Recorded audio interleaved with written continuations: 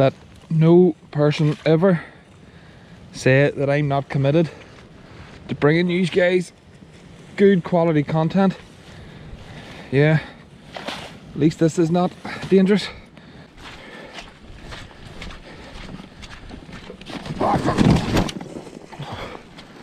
Looks sick. Oh.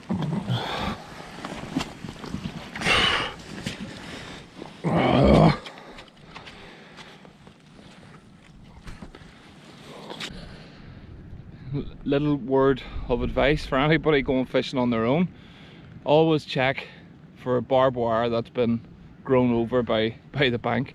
Yeah. Probably the first time that's ever happened to me where I proper fell and face planted the ground, carrying too much stuff. There was barbed wire that has that grass had all grown over, that obviously a fallen fence of some sort. I tripped over it, landed on the barbed wire. Pretty sure I put a hole in my waders 2 or 3 times, and my face actually went into the muck. So yeah, be careful if you're gonna go exploring like I have today, fishing a brand new lake. It's close to one that I used to fish all the time when I was younger, but this one's really hard to get to, and I never ever ventured up this far. And now I know why, because it is it's in what we call in fishing terms a 3-day camel ride to get here.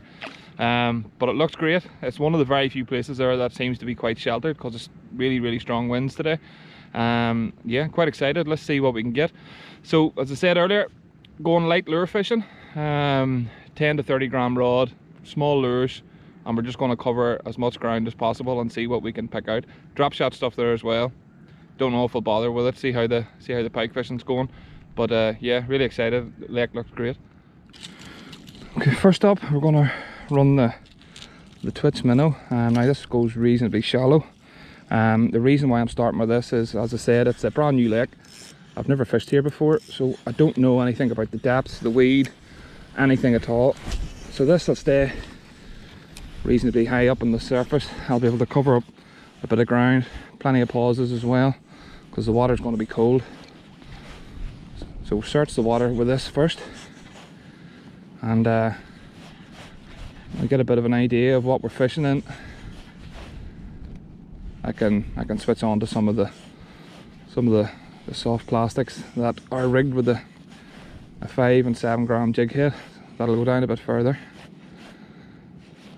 We can cover all the different layers of the water. Okay, there's a bit of weed there. So far so good with the waders. I haven't felt any water yet, so I must have got away with the hole on the barbed wire. It's quite a small lake, but the fact that it probably gets almost little pressure, if any at all, can't really ignore that, to be honest. I think we'll change it after this cast now. We'll go onto the cannibal shad, go a bit deeper.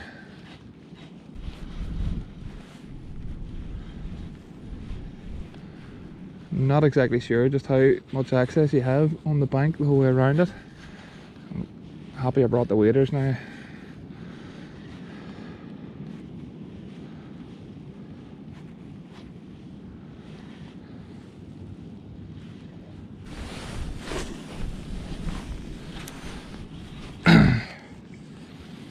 I'm actually really glad I brought the drop shot. Not so much for targeting perch, but it's a really good tool for finding out depth, because it sinks so fast and you've no problem with letting it go to the bottom, you know, with little risk of getting snagged.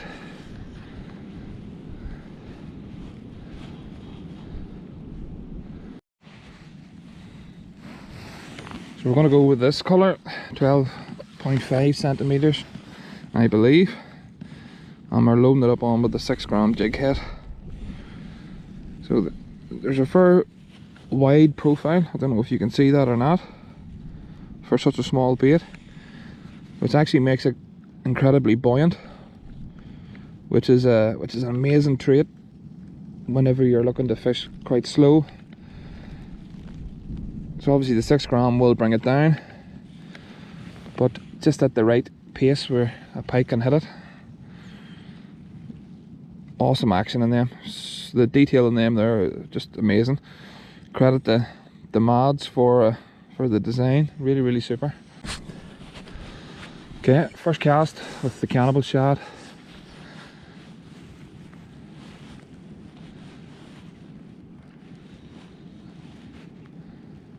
Didn't really feel it sinking that much there, so still not 100% sure of the depth.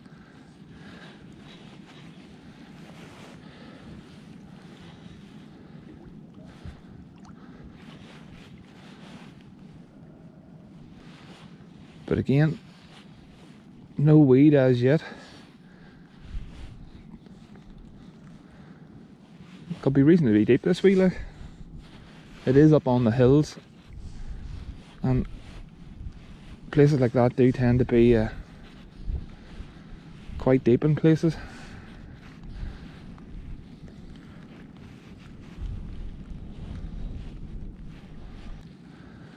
Might even change lure as well. Try a different colour. The water's quite clear.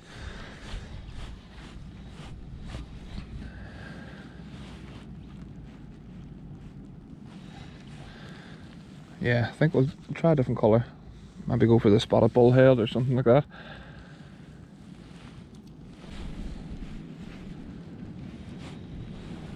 I think we'll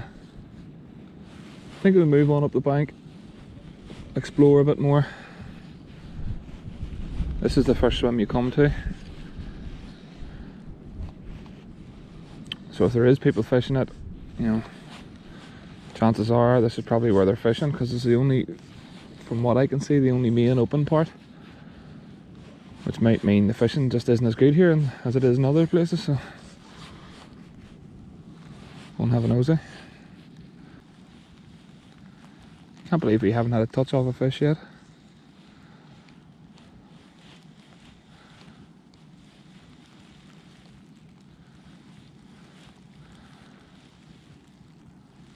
I think another lure change is in order. Try something different. I think that's what we're just going to have to keep doing. Chopping and changing until we find the key that's going to unlock this lake. Let's see what we have. Just need to be quite careful what I'm doing here. This is some of the floating bank stuff that I was telling you about earlier. Ducks love it. They're not heavy enough to fall through it. Although I actually don't think it's as bad. I can feel stones beneath my feet. There's just quite a thick layer of sludge first. So I've made my way up to the top corner of the lake. The wind is all sheltered in here. It looks really, really nice actually.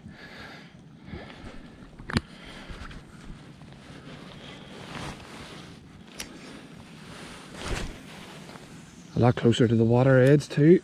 Just make landing a fish that bit easier. Yeah, it's still deep up here. As you can see why there's probably depth to it. You know, a lake running down off the hills. Is that a fish?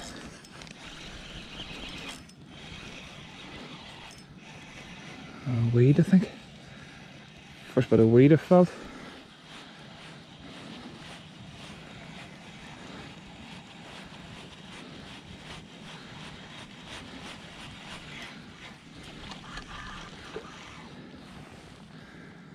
Okay, so there's weed up here. That's good. I like fishing around weed. Okay, switched on to a spinner. Savage Gear one. Obviously copper, because copper's the best.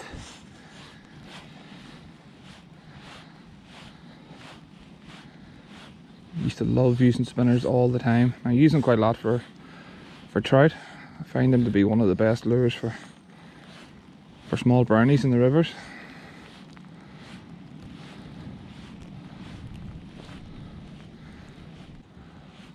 Seen one fish tap. Pretty sure it wasn't a pike. Other than that, I've seen absolutely nothing, felt nothing. Bar weed. Right, so I've tried absolutely lots of different lures. Nothing seems to be working, even the drop shot, not a sniff. So we're resorting to the, well, the old faithful, just smaller.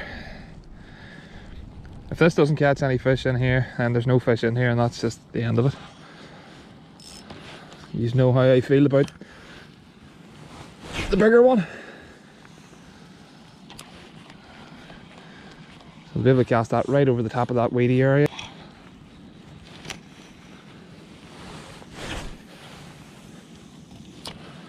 It should just be along the edge of it.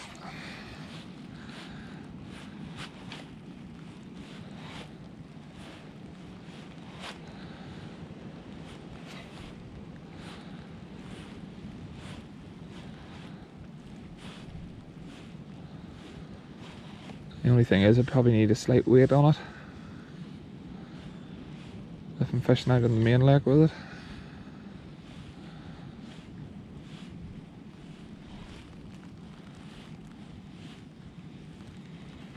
That was a fish. Oh, he's stuck it again. Oh no! No! I actually seen him coming up and taking that. I told you this lure was amazing. I've been here easy an hour and a half, 2 hours, and I have cast, well, you've seen how many different lures I've cast, and that was literally, what was it, third cast with this? Ah, he actually hit it and then let go, and then I seen him coming right up to the surface and hitting it again. Oh, I'm really annoyed I never got that. At least you know there's at least one pike in here. I don't think he felt the hooks either, so we might come back.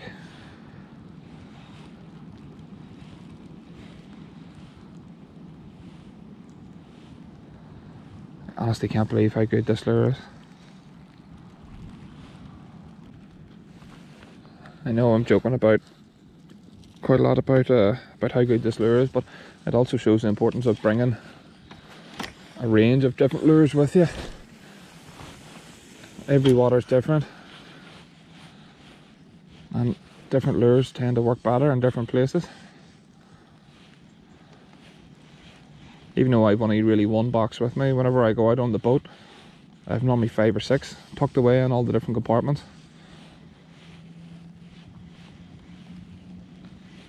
And then when it's really tough, chopping chains till I find what's working.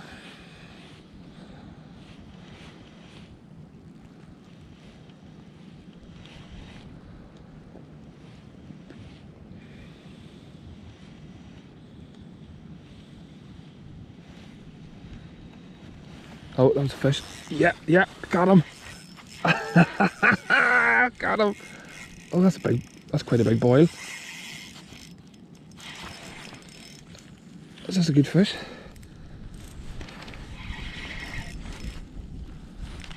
There's quite a big boiler behind that, but it doesn't, I don't really know.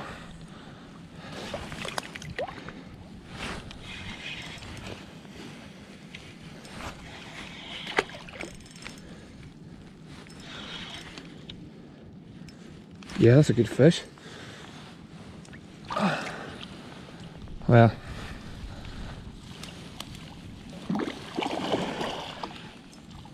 come on. Oh no, he's out again. Oh, don't get buried in the weed. Don't get buried in the weed.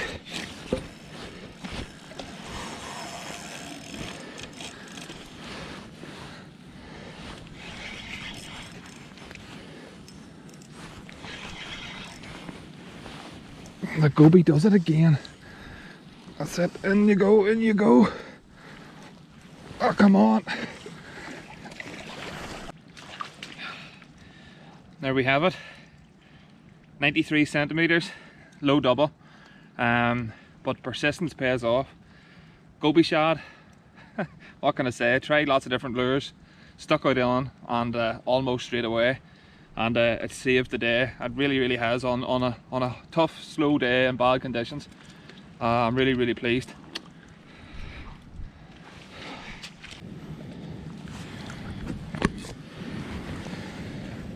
Thank you for playing.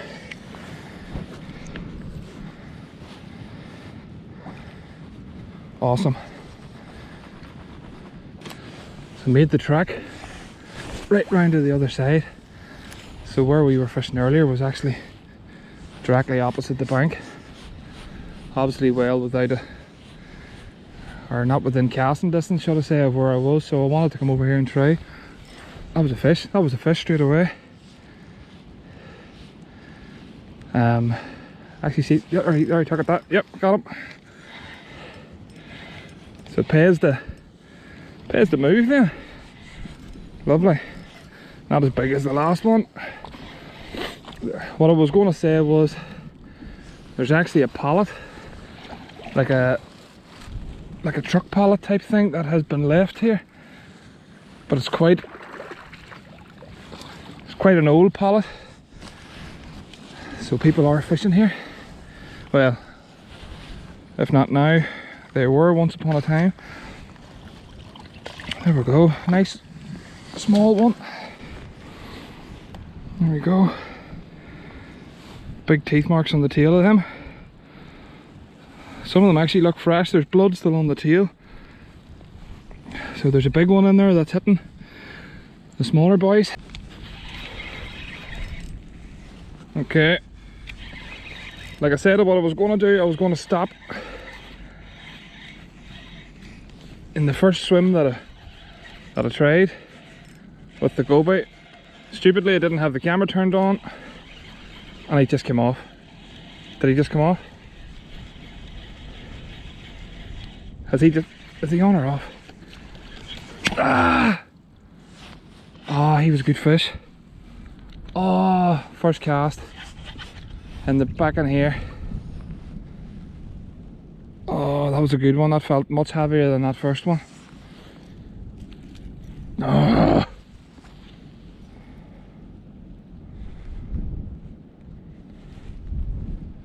Right. Bye guys.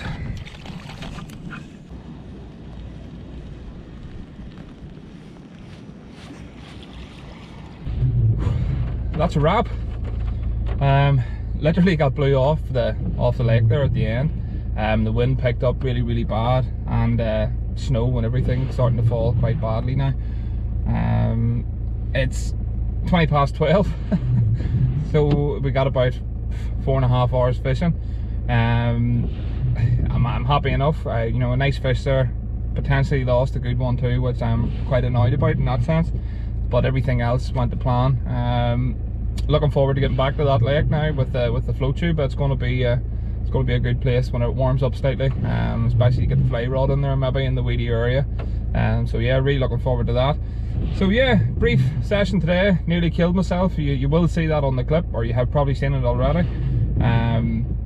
But looking forward to it. Yeah, hopefully you enjoy the video, and don't forget to subscribe. And thanks to everybody that has so far. The channel has been going really well, and I'm really happy. So thanks everyone, but all the best. See you in the next video.